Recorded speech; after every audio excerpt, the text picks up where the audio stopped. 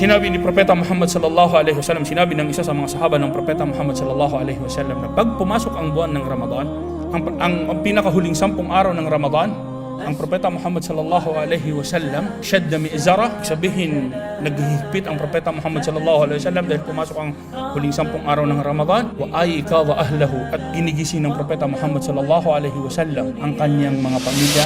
O kayong naghahangad ng kabutihan, ya baghi al-khair, aqbil, tanggapin mo ito. Wa ya baghi ash-shar, o kayong naghahangad ng kasamaan, aqsir, putulin mo ito. Shahru Ramadan alladhi unzila fihi al-Quran. Sa buwan ng Ramadan, ibinaba ang Quran. Ano pa bang gabay, ano pa bang gaganda sa panahon na ito na binaba ang Quran? Talagang luging-lugi ang taong inabutan ng Ramadan. Pwede siyang mag-ayuno, pwede siyang mag-qiyam, pwedeng hanapin ang Laylatul Qadr. Pagkatapos noon ay wala man lang napatawad sa kanyang mga kasalanan. Kaya talagang luging-lugi. Kullu amalu bani Adam lahu illa as-sawm fa innahu li wa ana ajzi bihi. Na yung lahat ng ating mga ginagawang mga ibada ay sa atin. Yung reward niya is alam natin. Liban lamang sinabi ni Propeta Muhammad sallallahu alaihi wasallam sa pag-ayuno, dahil ako ang magbibigay ng reward doon sa pag-ayuno. Anaqimud din, wala tatafarraqu fi. Itayunin niyo ang Islam at huwag kayong maghiwa-hiwalay. Kaya sabi sa isang hadith ng Prophet sallallahu alaihi wasallam, man hurima khairuha faqad hurim. Sino man na ipagbabawal niya na gumawa ng kabutihan sa buwan ng Ramadan, faqad hurim, ay ipinagbawal niya ang kabutihan sa kanyang sarili.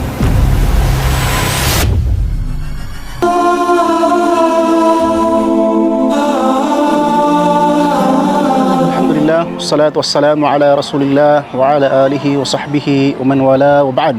Assalamualaikum warahmatullahi wabarakatuh. Ako po si Yasser Aragat, ang President po, ang inyong lingkod, ang President ng Philippine Muslim Federation. Nagmula po sa Tribong Calagan at sa Tribong Maguindanao din po dahil sa mother side ko. Ako si Rinaldo Duran. Ako yung adun yaga dumala or yata yung presidente sang DMOQ, Davao Muslim Organization Qatar.